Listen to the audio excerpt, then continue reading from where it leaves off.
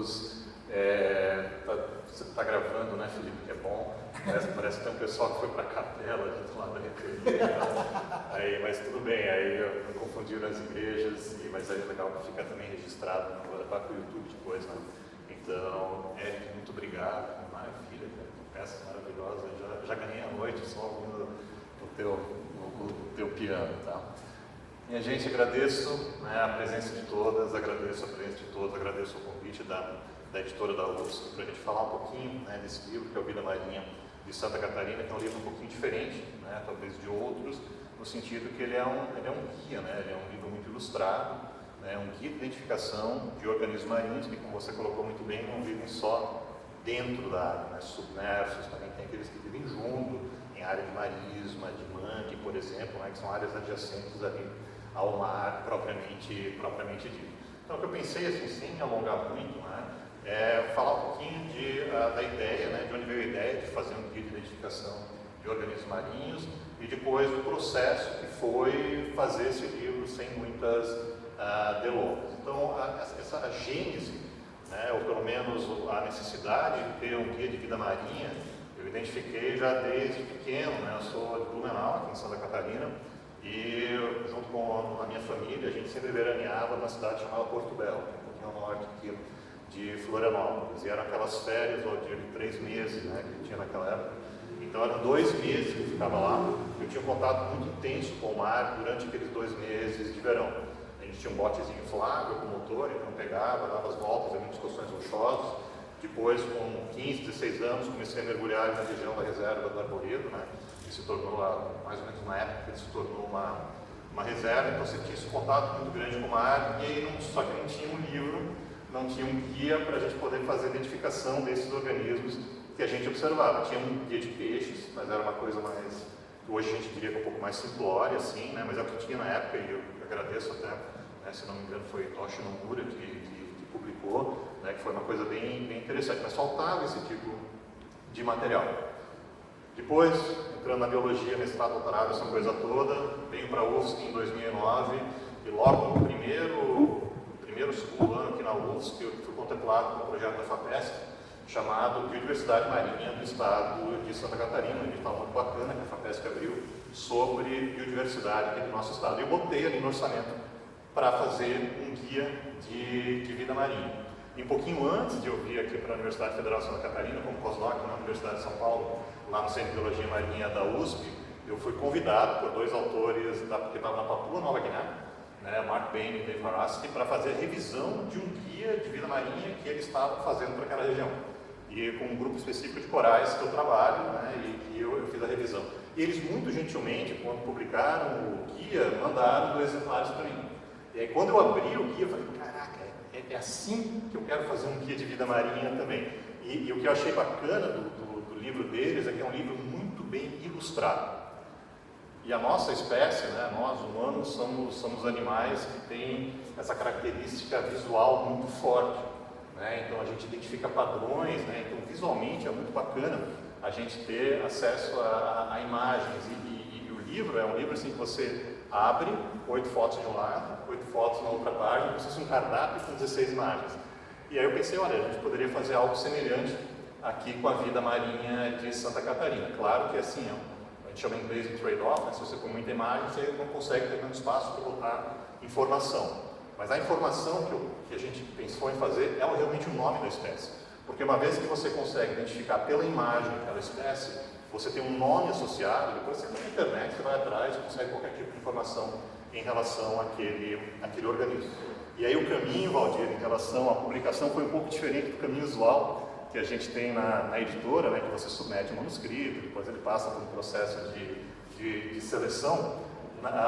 Nós tínhamos uma pessoa, que é a Kelly Ryan Gerevini, que fazia os nossos sites, ela já tinha editorado alguns livros. Eu cheguei para a Kelly, olha Kelly, o que você acha da gente fazer um guia, um livro mais ou menos no estilo desse ali da Papua Nova Guiné? Eu lembro a resposta dela até hoje, ela falou, nós vamos fazer, só que nós vamos fazer melhor do que esses. Então foi bem bacana assim, e aí começou uma interação muito intensa com ela, né? Ela me lembra até hoje, foram 1000 e-mails trocados, tá? Então foi realmente uma trabalheira, porque se vocês olharem depois do livro, vocês vão ver que não tem sobra assim, não tem página em branco, né? Porque quando você tem um só texto, né, esse texto não vai até o final da página, você pode terminar muitas vezes no meio, aí você põe uma figura, alguma outra coisa aqui, não, né? Você tem que preencher a página toda de alguma maneira com fotos. Então foi uma coisa foi até meio que um quebra-cabeça para montar tudo isso, né? E eu fui sentando com as autoras, com os autores, né, para escolher as espécies, porque você não quer botar todas as espécies também, você quer incluir aquelas espécies que são as mais comuns, as mais fáceis de você encontrar. Aquelas que são muito raras, né, a gente acaba não pondo no guia para não confundir justamente com aquelas que são um pouquinho mais comuns. Então, por conta desse projeto da FAPESP, eu tinha uma verba para bancar a editoração do livro. E aí fomos fazendo esse trabalho, né, fiz o convite aos autores.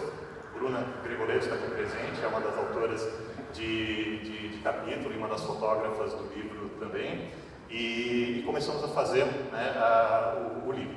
E aí chegou um determinado momento que tinha que resolver umas questões de ISBN e coisas do tipo.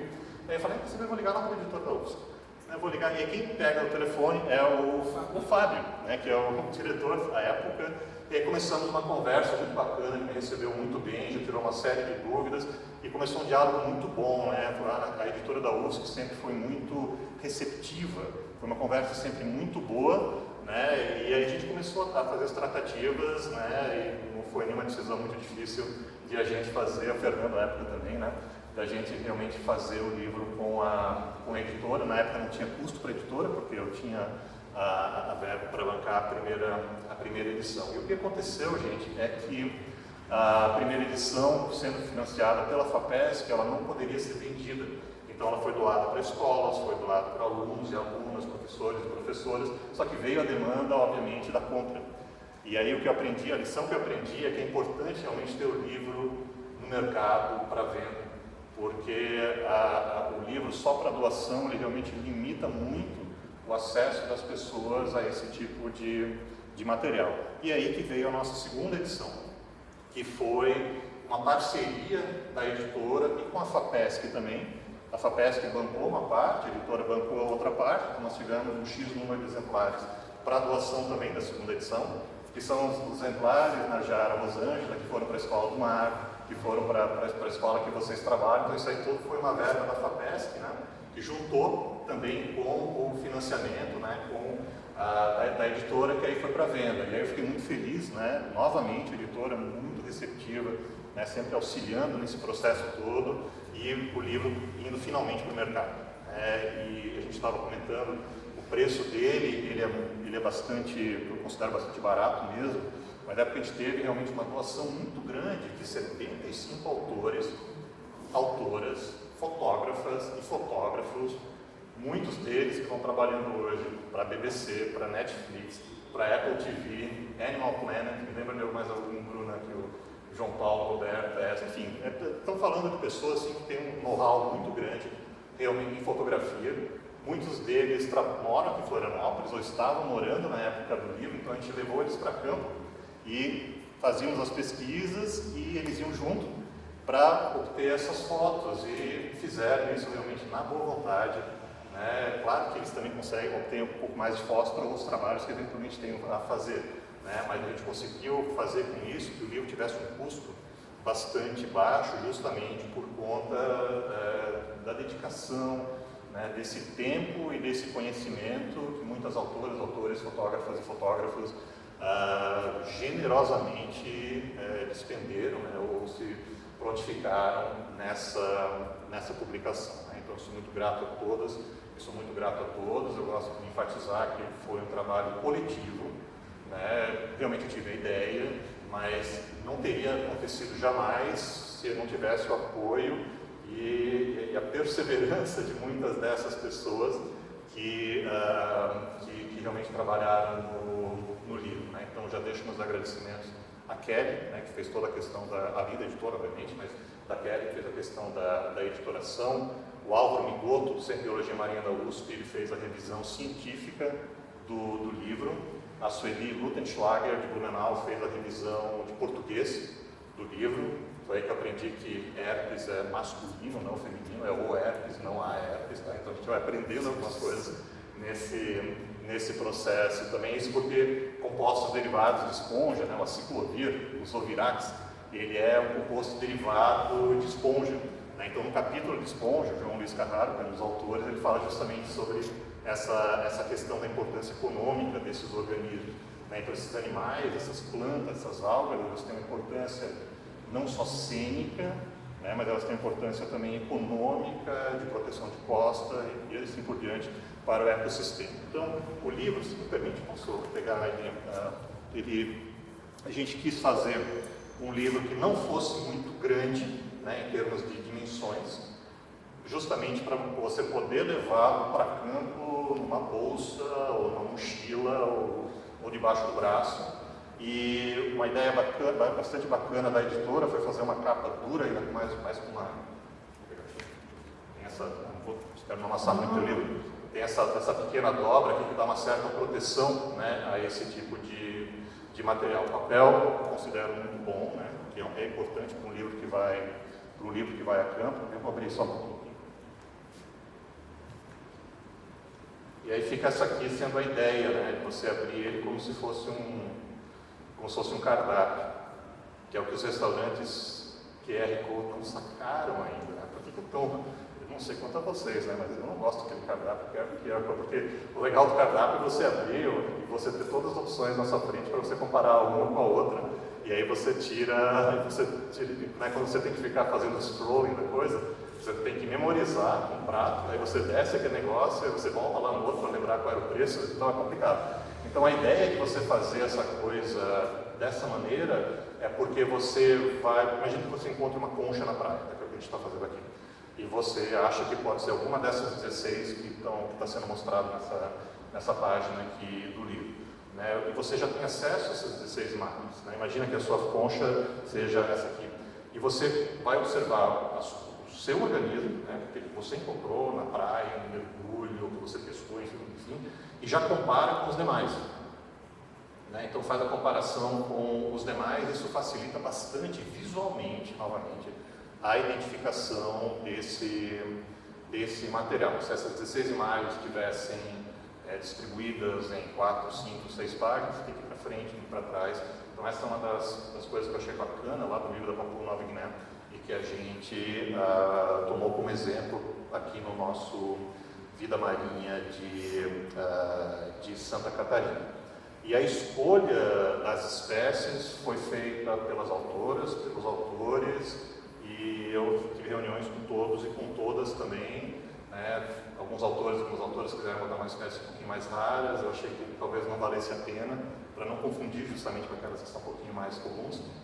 E no fim das contas entraram, salvo engano, 436 espécies e foram 491 imagens. E isso acontece porque algumas espécies têm mais de uma foto, tem alguns organismos que têm o adulto e tem o juvenil, e tem algumas espécies que estão em mais de um capítulo, isso por conta de um capítulo introdutório, né, que a gente começa, a Marjara vai gostar do que eu vou mostrar agora.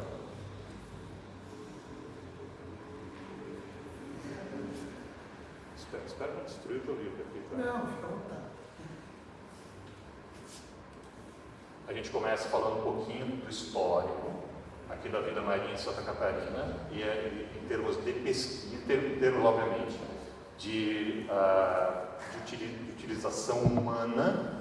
Isso começa com os povos sambaqueiros, né? Estamos falando de 5, 7 mil anos de ocupação humana, pelo menos aqui no nosso estado. Falando agora de ciência, né? Pelo menos a ciência da maneira que a gente faz, é esse sujeito aqui chamado Fritz Miller que começa o trabalho com organismos marinhos aqui no estado de Santa Catarina em 1856, onde hoje é a Avenida Beira-Mar Norte, aqui em Florianópolis. Essa foto não é de Florianópolis, é de Blumenau, mas não tinha como não começar com o nosso Fritz Miller, inclusive dá nome ao prédio que eu trabalho.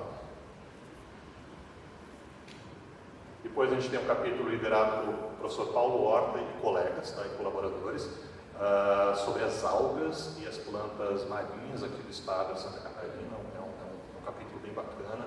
As algas e plantas marinhas são incrivelmente importantes, no caso das plantas, especialmente as de mangue, né? Então a gente tem áreas aqui ao limite sul de distribuição de manguezais do nosso estado. E eu acho que não tem necessidade, né, de passar um por um, mas a gente vai para esponja, trinidários, depois temos poliquetos, ptenófilos, alguns nomes desses são um pouco, talvez, não tão usuais para muitos das pessoas que estão nos assistindo, porque muitos deles não têm um nome popular mesmo, tá? O grande bruno, né? Mas são como se fossem minhocas do mar, né? E ó, não teria como não ter um capítulo bastante grande de peixes, tá? Então, o capítulo de peixes, com a participação do professor Sérgio Fletter e colaboradores, ele tem mais de 100 espécies, tá? Então, as principais espécies de peixe do estado de Santa Catarina estão contempladas nesse livro. O que as pessoas notam, Valdir, é a falta de tubarões e de cações, e isso acontece porque em regiões costeiras, onde esses organismos eram comuns, eles já não mais o são porque foram pescados, tá? Então, a gente tem o consumo de carne de cação, né, basicamente de tubarão, é um problema ecológico bastante grande, de uma espécie que antes era comum aqui no nosso estado, que é a cação mangona, né, que era pescado em relativa abundância, que nas nossas praias, inclusive, ele já é localmente praticamente extinto. Tá? Então, a gente não tem uma foto, nunca conseguiu tirar uma foto sub de um mangona aqui no estado de Santa Catarina. Tá? Tem até uma foto do Rio de Janeiro, mas uma fotografia embaixo d'água mesmo de um organismo como esse. Então isso mudou, né? Então a gente tem organismos da época do Fritz Miller, por exemplo, ou da época dos sambaqueiros, que estão localmente extintos ou quase extintos também na nossa região, e por conta disso eles não estão contemplados no Guia Vida Marinha. Depois passamos, obviamente, para baleias e aves e os organismos que a gente chama de vertebrados. E o livro termina com 2 capítulos, um deles do mergulho em Santa Catarina, que é escrito pelo Edson Faria Júnior, que também é um fotógrafo do nosso livro, além de biólogo e mestre em ecologia. Ele é instrutor de mergulho e ele, muito generosamente, escreveu um capítulo sobre essa atividade, que é tão importante também, né, do mergulho aqui no nosso estado. E um capítulo da Patrícia Maria Schubert Pérez, que é chamado Mar como Sala de Aula. Que ela generosamente, né, tinha um texto que ela não sabia direito como é que ela ia publicar e acabou publicando no livro. Eu fiquei muito feliz, né, que é um capítulo que pode ser utilizado por profissionais da área da educação, né. Ele é um capítulo curto com dicas, enfim, básicas, que eu diria, para levar alunos para atividades na natureza, não só junto ao mar, tá? Pode ser utilizado para fazer em outros locais, com dicas, né, o posicionamento em relação ao vento, posicionamento em relação ao sol, como é que começa a atividade, como é que termina essa atividade, tá? Então, eu prometi que eu não ia me alongar, já estou me alongando, mas, então eu sou muito grato a todas as pessoas que realmente, né, juntaram esforços para a publicação do nosso livro. Primeira edição publicada em 2014, né, que foi para distribuição gratuita, com apoio da FAPESP, e a segunda edição ela foi finalizada em 2016, que é essa aqui, e reimpressa em 2018, e pelo que o Fernando me falou, talvez no ano que vem, possivelmente, né, se as vendas continuarem boas aí no final desse ano, talvez tenha a possibilidade de uma nova reimpressão, né, do nosso guia Vida Marinha de Santa Catarina. A gente tem a presença da Bruna Focchini Gregoleto, nossa fotógrafa, nossa autora aqui presente, e Valdir, eu convidei, eu fiquei muito feliz, porque tem algumas pessoas assim que realmente, olha, me deixam, fazem assim, deixam a gente muito feliz, além dos nossos alunos que gostam do livro, né, tem o Rodrigo, tem outros alunos aqui presentes, né, que utilizam esse material, mas o que eu acho mais bacana, e a gente não tinha combinado, né, eu faço um projeto de monitoramento de águas vivas aqui em Florianópolis. A gente tem alguns alunos que participam desse projeto, e num dia que eu estava fazendo esse monitoramento lá na Praia da Aniela, casualmente estava a Narjara e a Rosângela, acho que estavam vocês duas, não? Estavam vocês duas, a Rosângela está aqui, eu já vou passar a palavra para elas, fazendo trabalho com as crianças ali pela Escola do Mar, utilizando o Guia Vida Marinha de Santa Catarina. Então foi incrível, fiquei muito feliz. E comecei a conhecer um pouquinho mais o trabalho fantástico que elas fazem. Então, é uma alegria muito grande, né, para mim, como autor, como organizador, perdão, do livro, como autor de capítulo, e imagino que para a editora também, de ver um material que está tendo um uso prático mesmo, né, assim, no campo, nesse campo da educação. Então, eu, juntamente com a editora, convidamos a Marjara e a Rosângela para estar aqui com a gente. Eu ia adorar, Marjara e Rosângela, se vocês pudessem compartilhar algumas impressões também, porque o trabalho de vocês é realmente muito bonito, é no campo, essa que é a ideia. A ideia é que os alunos vão para campo, saiam da sala de aula. Né? Por isso que tem um capítulo aqui que chama o mar como sala de aula. Vamos lá na natureza mesmo, né? E vamos com o livro na mão e vamos utilizar o livro para identificar a vida marinha aqui de Santa Catarina. Marjara, quer falar umas palavras, pode ser? Ou Rosângela, não sei quem vocês preferem. Vai por ordem alfabética ou... Dá um abraço.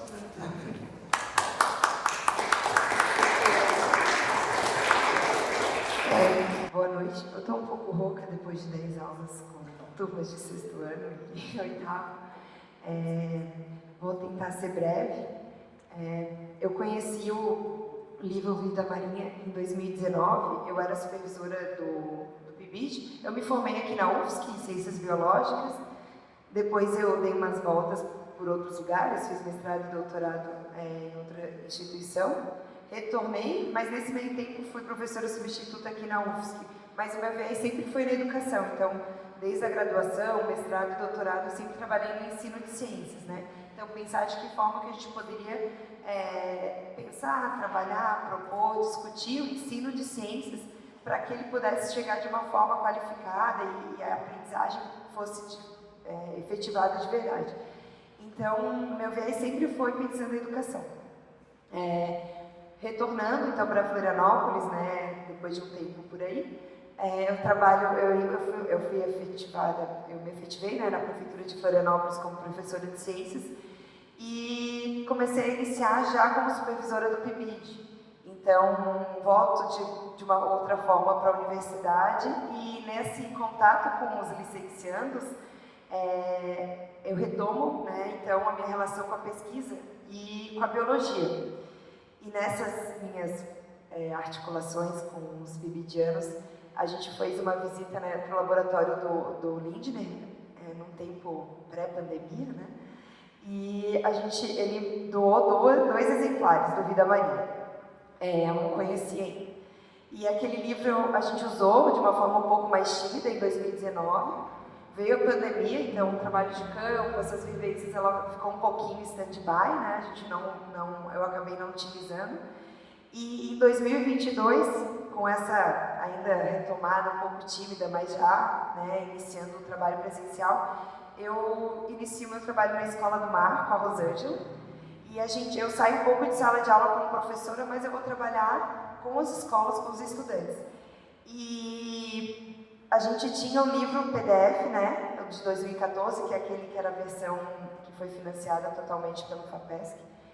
Só que a gente não tinha como levar para campo, né, PDF, e imprimir, isso era inviável, né, então a gente acabou tendo contato com outros guias também, né, e esse de Vida Marinha era o que se destacava nas nossas vivências, é o que a gente conseguia ver, perceber a potencialidade, ele e o guia de aves, né, e daí eu comecei a levar o meu exemplar, um deles eu deixei na escola, doei. Eu levei meu exemplar e a gente começou então a comprar alguns exemplares pra gente ter mais, eu e a Rosângela, e ele ia pra gente para todas as saídas, navegações, trilhas, caminhadas, e a gente viu o quanto aquele material ele surtia efeito na relação do estudante com aquele lugar. Então a gente começou a trabalhar algumas metodologias, coleta, observação, perceber o que tinha de vestígios de vida, né?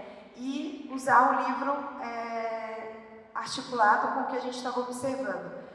E eu acho que ele ampliou, né, bastante, eu acho que a Rosângela pode reforçar isso, esse trabalho. Porque é uma coisa a gente dizer, olha, ali é uma água-viva, olha, a gente tem aqui um siri azul. E quando a gente fazia esse trabalho de uma forma mais elaborada, organizada, de coleta, de observação, de registro, de foto, daí a gente começou também a pensar os roteiros de estudos, registros, desenhos.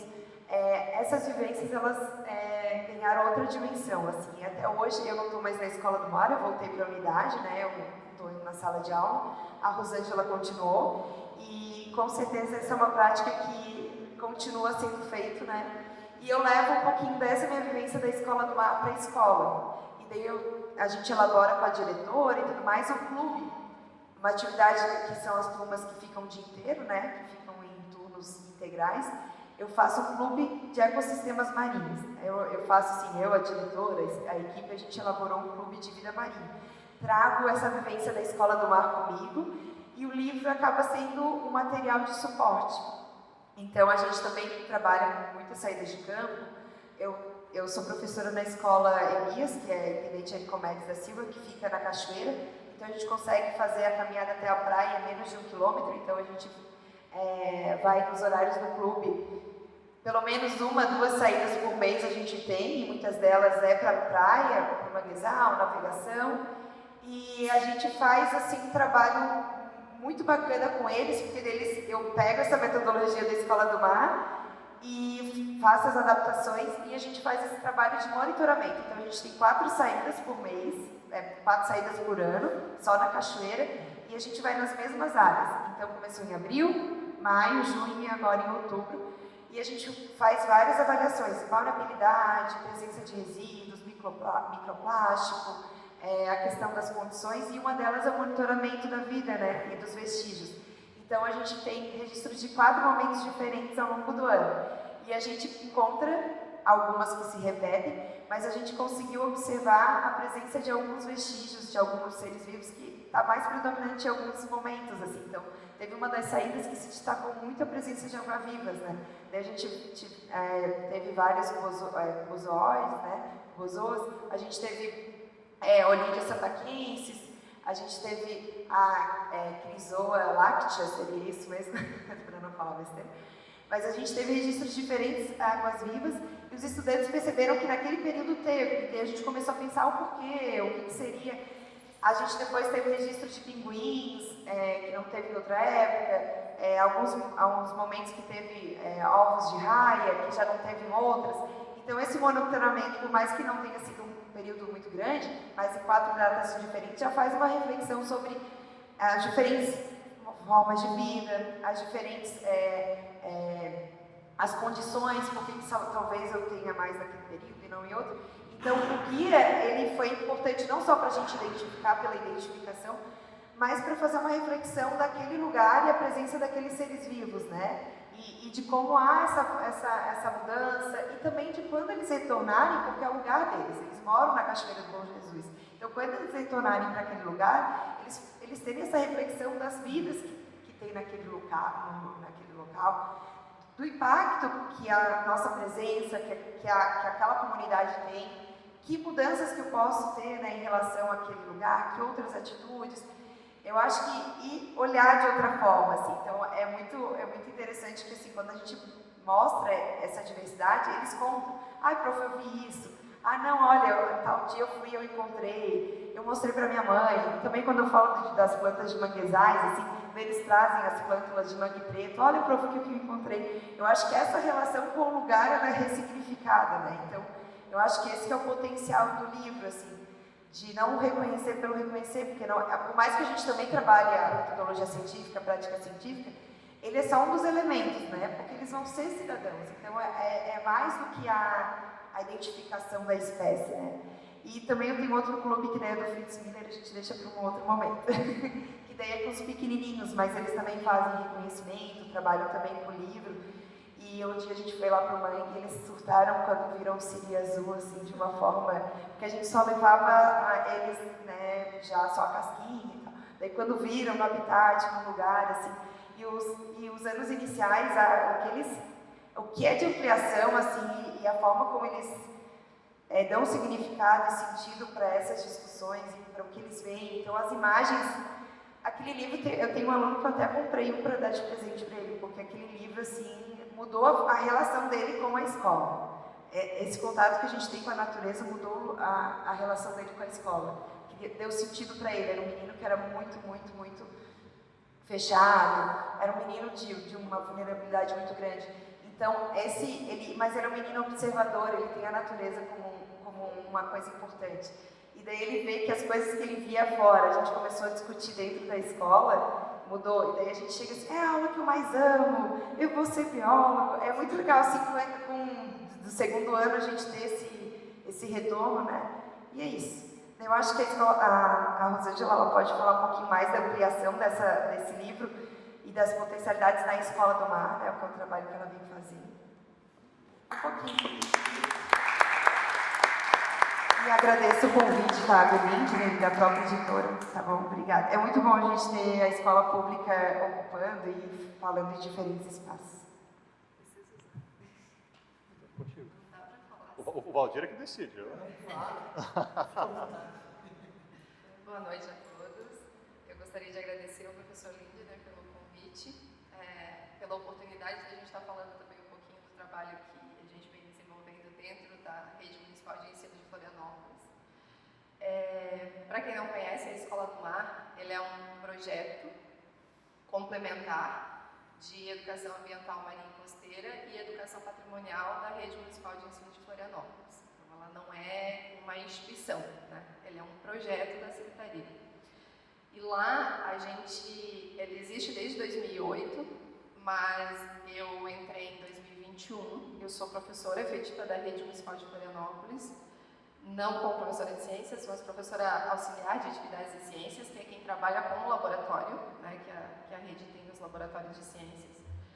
E em 2021 eu fui convidada a fazer parte dessa equipe da Escola do Mar. Então, quando eu entrei, não existia nenhum trabalho voltado para... era mais pensado numa vivência, né? No levar o estudante para vivenciar aquele ambiente. Não era uma prática trabalhar metodologia científica nem protocolo de ciência cidadã. Quando eu entrei em 2021, a primeira proposta foi essa, de inserir algo voltado para esse. Em 2022, a gente iniciou com esses roteiros, a modificação desses roteiros. Então, nós temos hoje, no total, 18 roteiros que a gente faz para Florianópolis, entre locais de trilhas e navegações, e visitações, né, que daí envolve os patrimônios histórico-culturais também. Entre esses roteiros, nós temos 3 que a gente utiliza o livro Vida Marinha. O principal deles é a Daniela, Praia da Daniela, e a gente trabalha com todos os estudantes, desde o ensino fundamental, da educação infantil, G5 e G6, até a educação de jovens e adultos. Então, no primeiro momento pensar assim, mas o guias dá para trabalhar com crianças de 6 anos? É a experiência mais incrível que a gente vive, assim, porque a gente leva nessa atividade bandejas e eles fazem então a coleta de materiais de vestígios que eles vão encontrando ao longo da caminhada. Então, a gente começa a caminhada em um determinado ponto da Praia da Daniela e vai até o Pontal. Lá no Pontal a gente para e eles vão então fazer a identificação de tudo aquilo que eles encontraram. Então a primeira grande diferença que acontece é eu descobri que concha é um animal. Até então eu não sabia que era. Isso acontece muito com o G5 e G6. Depois eu descubro que a craca, né, também é um animal. Eu achava que era simplesmente uma estrutura que estava ali, não era um animal. Ou às vezes tem coisas que eles confundem e acham que era um vegetal, e aí depois do momento que passa ali, eles começam a entender que aquilo é um animal marinho, né, que faz parte daquele ambiente. Então, a gente inseriu isso com a ideia de eu preciso conhecer para eu poder cuidar. Se eu não conheço as espécies que vivem ali, eu também não vou desenvolver nenhum tipo de cuidado e muito menos eu falar de prática de cuidados em relação a resíduos e tudo mais, não vai funcionar com eles, a não ser que eles percebam isso. E o livro traz essa oportunidade. Com os estudantes um pouco maiores, de ensino fundamental 1 e 2, a gente já consegue trabalhar com eles um protocolo mesmo de identificação. E aí já separando em grupos, eles já trabalham separando em crustáceos, né, equinodermos, quinidários, a gente já faz essa divisão. E eles também fazem, aí utilizando um protocolo já mais científico, eles fazem a identificação de tudo que eles encontram no caminho. Tem tem animais que estão vivos, que a gente vê muito ali. Principalmente as espécies de baiacus, que vem bem na beirinha, que eles conseguem visualizar. Tem as puxadas de rede, que eles acompanham, né, no período da pesca da tainha, e eles conseguem visualizar essas espécies e daí comparar com as imagens do livro. O dia que eles encontraram um coió na praia de Canasvieiras foi o maior sucesso que eu já vi, porque a gente tem um na caixa, mas ele está totalmente taxidermizado, né? Então não dá para ver as cores. E naquele dia eles viram um coió vindo na rede, na puxada de rede. Então foi fantástico para eles olharem e dizer: pronto, igual no livro, olha aqui. Ó. Então essa é a parte mais bacana do trabalho. O outro roteiro que a gente faz, além da Daniela, é na navegação Costa Norte. Então a gente faz uma navegação que circula a Ponta das Canas, vai até Jurerê Internacional, às vezes até a Praia do Forte, e retorna até Canasvieiras. Nesse roteiro a gente tem uma caixa de animais marinhos, que a gente leva da própria Escola do Mar. E ali a gente, além da caixa do material, a gente também leva o livro, que a gente consegue compartilhar, então, as espécies que a gente tem e falar das outras espécies que tenha mais naquele ambiente ali. E a pergunta que sempre surge tem tubarão aqui? É a primeira dúvida que tem, né? E a gente tem uma mandíbula do mongona, né, que a gente fala sobre a espécie. E eles conseguem, a partir dessas vivências, construir uma relação diferente com aquele ambiente e com aquele local onde é a vivência deles, né? Afinal de contas, a gente vive numa ilha, né? E a gente precisa conhecer e respeitar esse espaço. Nós também temos um roteiro que a gente vai até a Baía dos Golfinhos, que fica na praia da Costeira da Armação e Governador Celso Ramos. Lá também a gente faz uma vivência voltada para essa mesma prática que a gente faz na Daniela, só que daí na praia da Costeira da Armação. A gente começou isso no ano passado, utilizando esses principais roteiros. Nesse ano a gente ofereceu uma formação de cultura oceânica nas escolas. Essa formação ela ampliou bastante essa utilização desse material. Só voltando em 2022, o professor Lindner fez uma doação de 40 exemplares de livro. Esses livros eles formaram um kit que foi entregue para todas as unidades que tinham projeto com a Escola do Mar, então pelo menos um exemplar tem em cada uma das unidades educativas. Os DEINs ainda não receberam, mas pelo menos as de ensino fundamental todas já têm.